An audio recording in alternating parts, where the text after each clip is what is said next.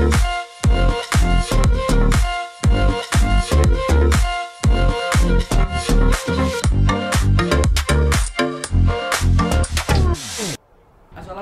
warahmatullahi wabarakatuh. Halo Sobat Pongpong, kembali lagi bersama Caster Podcast Teropong. Di podcast kali ini kita akan berbincang mengenai hal-hal yang menarik diperbincangkan bersama dengan tokoh-tokoh komunitas ataupun mahasiswa yang berprestasi. Sobat Pongpong, kali ini kita akan membahas tentang kuliah kerja nyata internasional mahasiswa Universitas Muhammadiyah Sumatera Utara, di mana KKNI ini dilaksanakan di 3 negara, yaitu Malaysia, Thailand, dan Kamboja. Nah, Sobat Pongpong pastinya penasaran kan bagaimana proses dari perjalanan mereka melaksanakan KKNI di negara asing. Kali ini kembali lagi bersama saya, Radit Fadha Zamroni, yang akan berbincang dengan bintang tamu kita, yaitu ada Kak Ria Nadia dari Fakultas Ilmu Pendidikan, dan Bang Sahibul Wafa Fadlan Zamil dari Fakultas Agama Islam. Nih, saya mau nanya dulu kepada kakak nih, gimana nih perasaannya setelah melaksanakan KKNI di negara asing? Nah, kalau perasaan saya sendiri tentu sangat senang dan juga sangat berkesan, karena ini merupakan salah satu pengalaman yang luar biasa bagi saya. Karena kapan lagi kita mengikuti kegiatan KKN internasional. Nah, di sini kita bisa mengabdikan diri kita tidak hanya di kelas Indonesia, tapi sudah internasional, begitu kan. Selain itu, ketika kita mengikuti ini juga kita dapat mempelajari budaya-budaya dari masyarakat luar. Kita dapat mengetahui bagaimana cara kehidupan mereka, budaya-budaya dari mereka, begitu. Itu sih menurut saya luar biasa dan juga sangat berkesan. Tapi kalau dari abang sendiri ya? Kalau dari saya, perasaannya yang pasti ya akan berkesan, karena setiap yang akan kita lakukan adalah pengalaman baru kita. Nah, di sana juga kita bisa mengetahui hal-hal yang baru, culture about ya kebiasaan mereka lakukan keseharian di sana. Di sana juga kita bisa dapat pengalaman yang enggak kita temukan di sini. Jadi ya sebenarnya ini bisa dibilang langkah lain untuk menemukan hal yang baru. Ya. Dan gitu kalau boleh tahu nih ya, dari kakak sama abang ini, kenapa memilih KKN di negara asing? Kan di negara kita kan nggak ada juga nih KKN. Apa sih alasan kalian dua untuk memilih KKNI di negara tersebut? Aku dulu ya. Ya. Nah, kenapa lebih memilih KKN di negara asing ketimbang di negara sendiri? Sebenarnya yang pasti adalah selain kita bisa dibilang jalan-jalan ke negara asing yang sebenarnya nggak akan terpikirkan kita untuk ke sana. Ya, inilah kesempatan kita untuk pergi ke sana. Sembari kita jalan-jalan, kita juga bisa belajar tadi pastinya. Nah, perbedaannya adalah kalau kita di negara sendiri, kita udah tahu apa yang sudah dilakukan di negara kita, kebiasaan yang udah dilakukan di negara kita. Kita kan perlu proof, kita perlu sesuatu yang baru.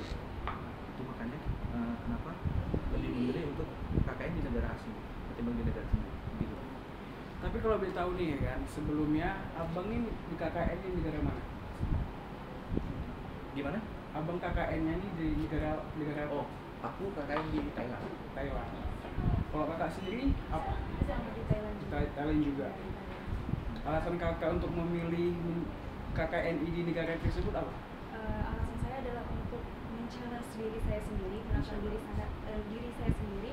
Karena kan seperti yang kita ketahui kan, pasti setiap negara itu memiliki culture yang berbeda, gitu kan.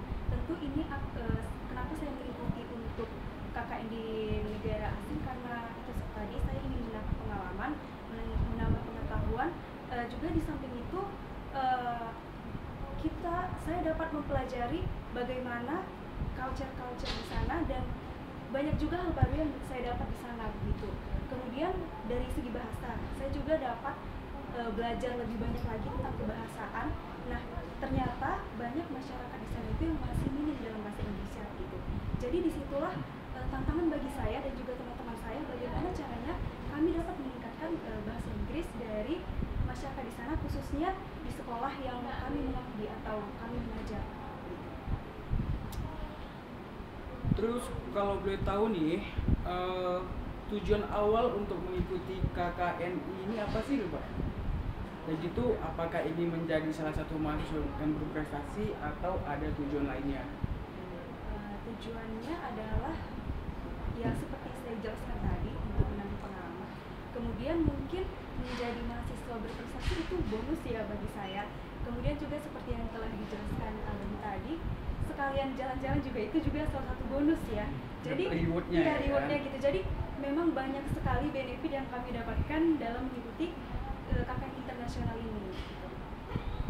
Terus kalau perbedaannya itu apa sih? Kalau di KKN Indonesia ini seperti ini gitu kan, kalau KKN internasional ini seperti ini. Salah satu contohnya kan di negara Thailand ya? Di Thailand. Itu bedanya apa sih yang kalian dapatkan gitu? Ya. Perbedaannya tuh misalnya dari segi kayak pendidikannya, cara mengajarnya gitu. Apakah ada persamaan sama negara kita atau sama negara tersebut gitu? Nah, kalau perbedaan sih mungkin dari ini ya, iya, dari murid-muridnya gitu. Nah, jadi gini, kalau misalnya kan, jadi di sana kami fokus mengajar. Nah, sebelumnya juga saya pernah mengajar juga kan yang di Indonesia. Jadi murid-murid di sana itu mungkin mereka cenderung lebih antusias, lebih ramah dan lebih senang gitu. Jadi setiap kali jalan selalu nyapa gitu.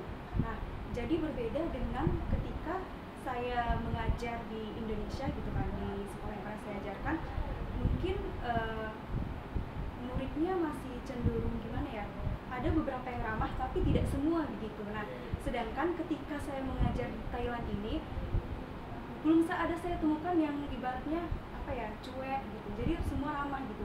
Mungkin dari pandangan saya karena mereka menganggap kami, oh ini guru dari luar negeri gitu, jadi mungkin lebih antusias gitu ya, walaupun bukan tapi yang seperti bule-bule dari western gitu, tapi mungkin berpikir oh dari luar negeri, jadi mungkin lebih ramah, lebih menyambut dan lebih antusias. Itu sih perbedaannya. Iya. Cuman kalau dari abang sendiri apa gitu kan?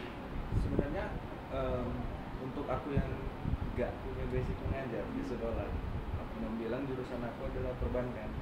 Nah, aku nggak begitu mengetahui bagaimana sebenarnya sistem mengajar di sekolah di Indonesia maupun di sana. Tapi yang aku tahu adalah ketika aku menjalani kegiatan di sana sebagai seorang pengajar, kita itu di sana, saya dan teman saya, itu bukan dianggap sebagai tamu. Ya seolah-olah kita itu adalah guru yang setara dengan guru-guru lainnya. Jadi nggak ada perbedaan. Nah, murid-muridnya pun juga begitu. Misal yang saya alami waktu saya sekolah, kalau kita itu ketemu sama guru yang lagi PKL, kita tuh pasti mandangnya kayak, alah ini guru sama PKL ini, doang, ya. ini sama nya kita. Atau juga Beda berapa tahun lah gitu kan? Nah, kalau di sana tuh enggak. Di sana tuh mereka melihat kami itu adalah guru mereka, bukan orang yang sekadar datang mengabdikan diri. Begitu. Terus tuh kan kalau di Thailand itu kakak sama abang ini kan ngajarnya di mana? Di dekat kotanya, desanya, atau kalau kita kan di kota desa gitu ya. Mungkin bisa dibilang kayak mana sekolahnya ini terletaknya di mana gitu. Kalau tempat saya mengajar sih alhamdulillahnya di kotanya. Jadi di dekat, nggak pas di Bangkok tapi dekat dengan Bangkoknya. Jadi alhamdulillah di kota sih. Kendala kalau misalnya nih saya tanya nih, kendala yang kakak sama abang hadapin saat melakukan KKN internasional tadi itu apa aja? Jadi sebenarnya kendala yang paling mencolok yang akan selalu kami hadapi adalah dalam segi berbahasa. Bahasa, Iya benar sekali. Kan udah berbeda dia. Komunikasi.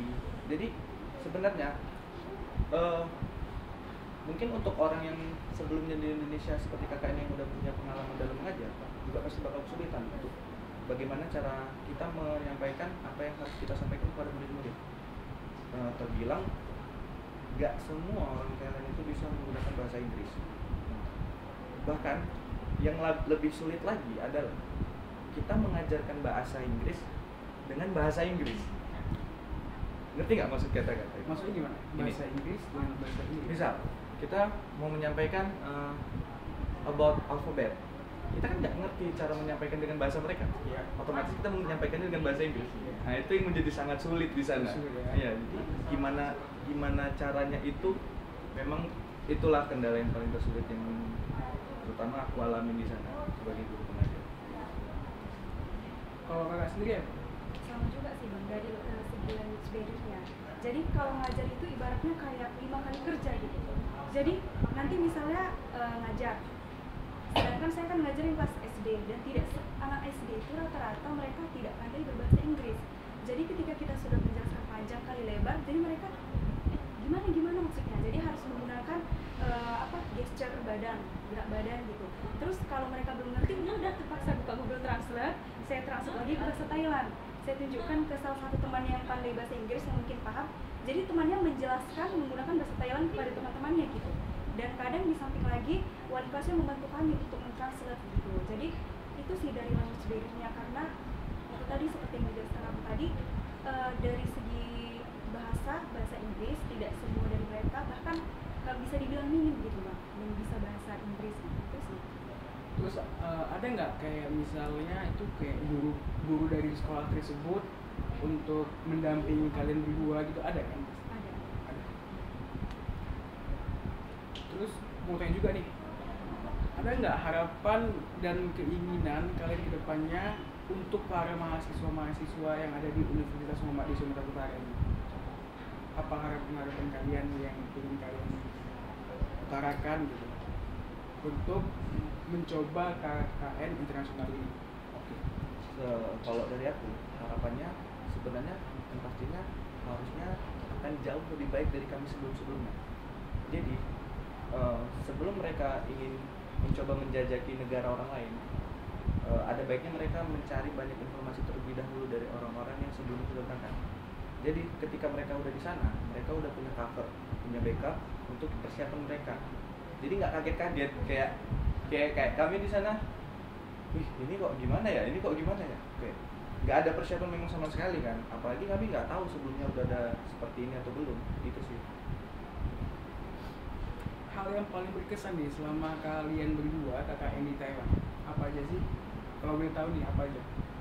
Kalau dari saya sendiri, pertama pada saat itu ada kegiatan dari penampilan pentas seni dari sekolah tersebut. Nah kemudian di situ kami menampilkan salah satu tarian dari Indonesia, itu tari saman. Nah ketika kami menampilkan tarian itu, saya bisa melihat seluruh masyarakat yang ada di Thailand, walaupun ya tidak semua, tapi para orang tua dari murid juga datang kan. Mereka begitu antusias melihat penampilan kami gitu, dan di situ kami merasa bahwa itu hal yang sangat berkesan. Kenapa? Karena kami dapat mengenalkan salah satu budaya dari Indonesia, itu tari saman begitu. Nah di samping itu, karena mereka telah mengenal adanya tari saman, di samping itu mereka memiliki antusias yang besar dan mereka juga mempelajarinya serta menampilkannya juga begitu. Jadi itu sih menurut saya salah satu pengalaman yang berkesan. Dan di samping itu penampilan kami juga didatangi oleh salah satu kedutaan besar Republik Indonesia yang berada di Bangkok. Bapak itu juga menyaksikan penampilan kami dan beliau juga sangat mengapresiasi dari penampilan kami tersebut, serta mengundang kami untuk berkunjung ke KBRI atau ke kedutaan besar Republik Indonesia yang ada di Bangkok gitu. Jadi itu sih menurut saya pengalaman yang paling berkesan. Terus kalau kita juga nih, KKN internasional ini dari program kampus Merdeka juga atau gimana? Kalau program sih bukan dari kampus Merdeka. Oh, bukan. Dari kampus, Emang dari Universitas Muhammad di Sumatera Utara sendiri ya? Terus kalau misalnya nih, ada nggak kayak hal-hal yang mereka dari murid itu disampaikan ke kakak gitu? Maksudnya kayak pesan dan kesan dari mereka yang disampaikan ke kakak mabang gitu? Ada sih. Mungkin ada beberapa dari mereka. Jadi kesan-pesannya itu kayak ditulis di kertas, karena mereka juga susah mengungkapkannya dalam bahasa Inggris. Jadi mungkin ketika di rumah mereka mentranslate dari Google Translate menuju bahasa Indonesia dan bahasa Inggris. Jadi kesan-pesannya mungkin seperti ya biasa, terima kasih karena telah mengajari kami sangat senang dan mereka sangat berharap kami bisa kembali lagi ke sekolah itu. Kalau untuk abang sendiri ini apa? sebenarnya kalau dari muridnya ya pesan-pesannya itu sebenarnya aku nggak ada membuat kayak teman-teman aku lakukan di berbagai provinsi di Thailand kan mereka kayak coba dibuat pesan-pesan kalian ke kami. Kalau aku kan nggak ada bikin kayak gitu karena menurut aku jangan sampai ada perpisahan. Itu kan seolah-olah kayak kata-kata perpisahan gitu kan. Nah, aku itu ya udah kayak mereka menyampaikan secara langsung semampu mereka, dan mereka itu memang berusaha untuk menyampaikannya dengan bahasa yang mereka pelajari, biarpun bahasa Inggrisnya kadang lucu juga kan dengerinnya. Jadi yang paling berkesan sampai saat ini adalah komunikasi aku itu nggak pernah putus. Bilang aku di sana kan ngajar dari SD sampai SMA. Jadi mereka yang benar bisa mengenal, bisa dibilang sosial media, sampai sekarang kita masih berkomunikasi untuk terus menjalin hubungan. Itu sih pesannya yang paling berarti buat aku. Nah, itu dia tadi Sobat Pongpong seputaran kuliah kerja nyata internasional dengan para mahasiswa Universitas Muhammadiyah Sumatera Utara. Sekian podcast kali ini, sampai jumpa di podcast selanjutnya. Terima kasih dan salam Karis Mahasiswa.